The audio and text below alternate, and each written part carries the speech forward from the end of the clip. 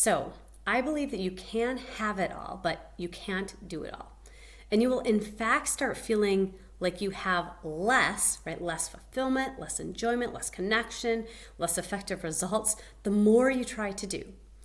Hi, my name is Tara Moeller. I'm a certified life coach who helps working moms reclaim their life by taking control of their time and priorities.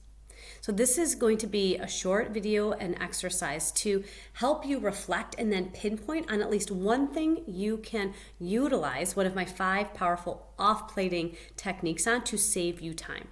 My clients have used this process to save them 2 hours per week right off the bat. So you're going to need a piece of paper and a writing utensil. So go ahead and grab those. Okay, this is the first step. Step 1 is to record. I want you to record the last day's worth of tasks. So feel free to pull out your calendar. That often helps me. And also just kind of start thinking from the time that you woke up and just write down everything that you did. Now, I know this may seem like a pain, but it's only 1 day's worth. And if yesterday wasn't a typical day or representative, just think back to a very typical day specifically and write those things that you did on that particular day. So it helps if I kind of just think back to when I woke up and kind of start doing that log, right? I woke up, I laid in bed for another few minutes, I used the restroom, I brushed my teeth, I got dressed in my workout clothes, right? And you just keep going through your day like that, writing down the tasks. So go ahead and pause this recording and do that now. Great. So now that you have hopefully probably a list of tasks, right? I want you to take a moment to reflect. So step 2 is reflect. I want you to recognize all of this stuff that you did. This is in 1 day, right? And you do this day after day after day. So it's no wonder that you're tired. It's no wonder you don't have time for some things, right? Because we are doing so much already.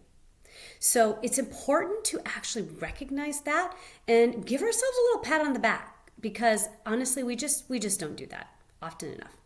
We look at all the things that we didn't get done, our to-do list, instead of our done list, right? What we did get done. So just take a moment and realize that. That next step, that third step, is called off-plating. So I want you to remember that the goal was to find 2 hours per week. And I call this off-plating because it harkens back to my favorite analogy of the plate at a summer barbecue.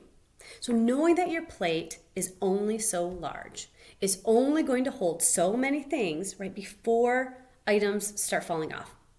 And the secret is really understanding that you have control over many more of those things than you might have realized.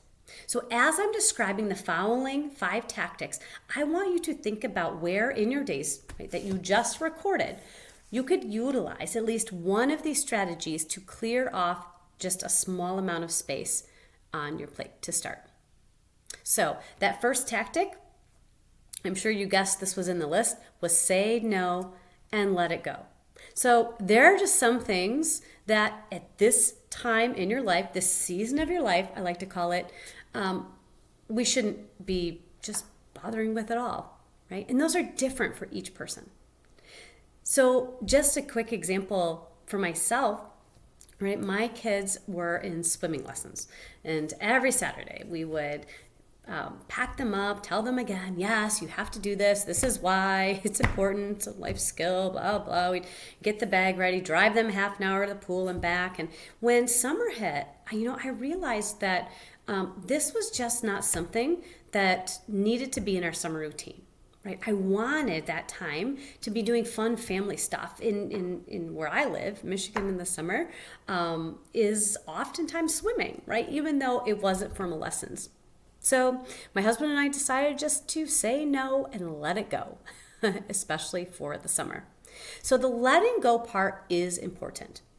right? Because sometimes after we've made a decision, we start feeling bad about it. We feel guilty. We second guess ourselves, right? We spend extra time, more time, actually going back and forth worrying about that decision. So once you make a decision, if you are spending time doing any of those gymnastics, right, those mental gymnastics, I want you to do this.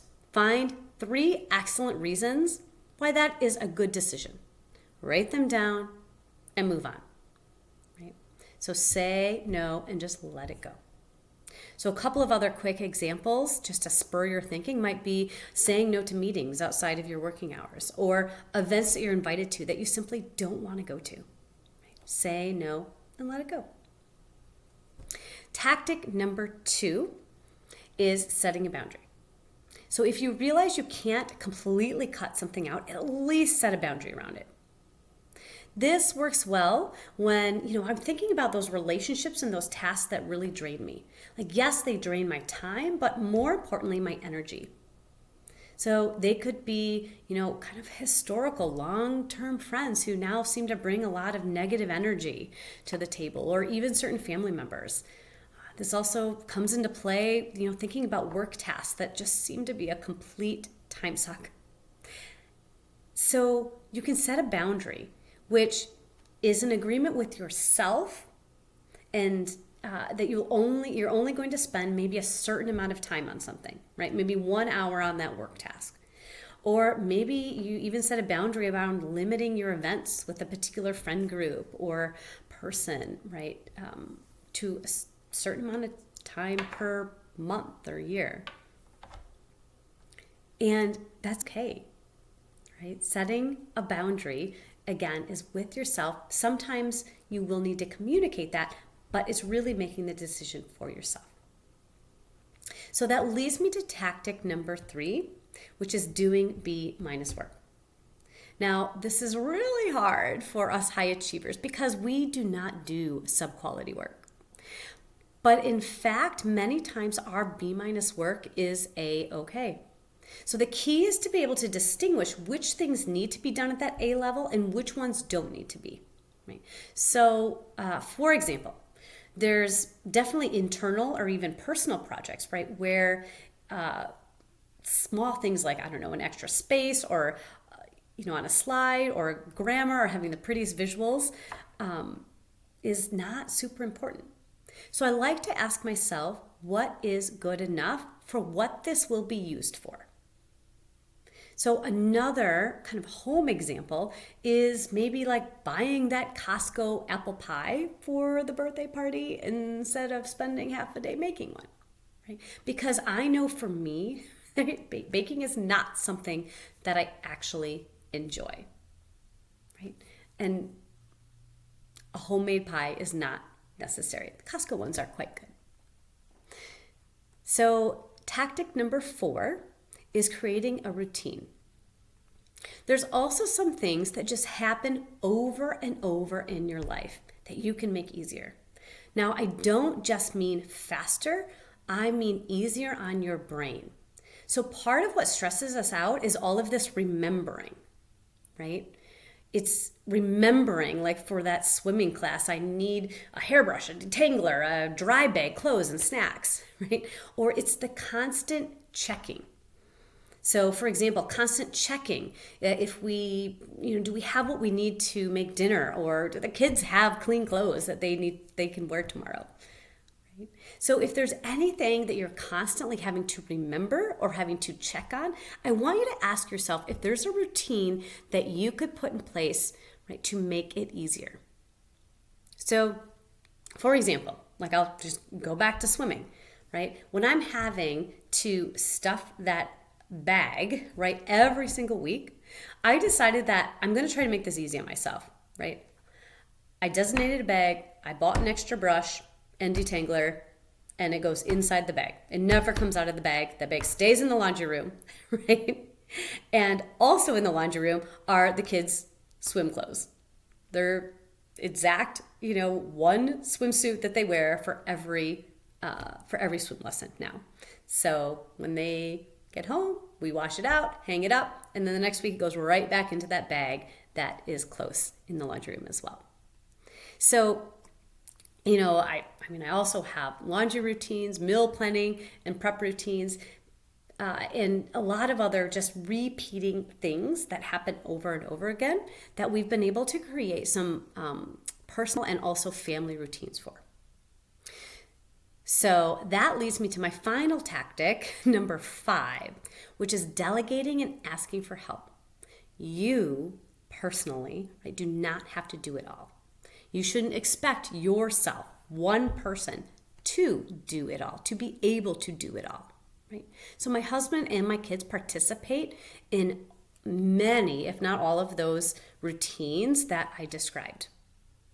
And I have realized that the most powerful thing that I can do sometimes is just simply ask. Right? What is the worst thing that's going to happen if someone says no?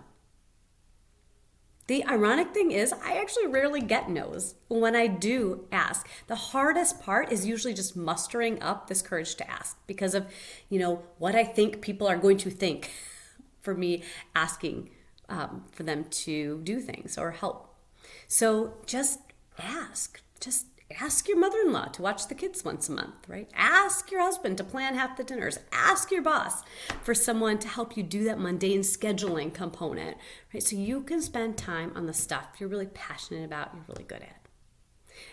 Ask or tell your kids, right, that they're going to start helping out with the laundry or setting the table or whatever else is age appropriate that needs to be done to really run the household.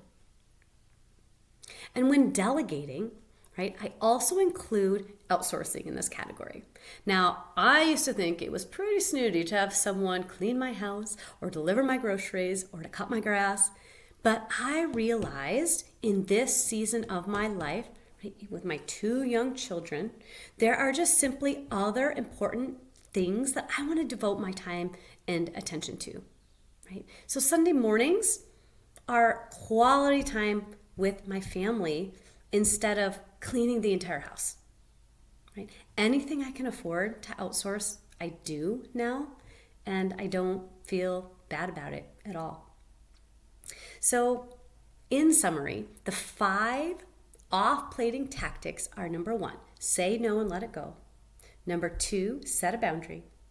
Number 3, do B- work.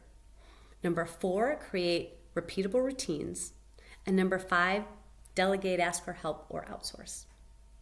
So I want you to go back to your record of your day, right? Look it over and start circling some things that you could possibly use one of those 5 off-plating tactics on. And then do it. I'd love to know what you chose, and the tactic that you used. And as always, if you need any help, feel free to book a call with me at motherhoodbalanced.com under services. Good luck.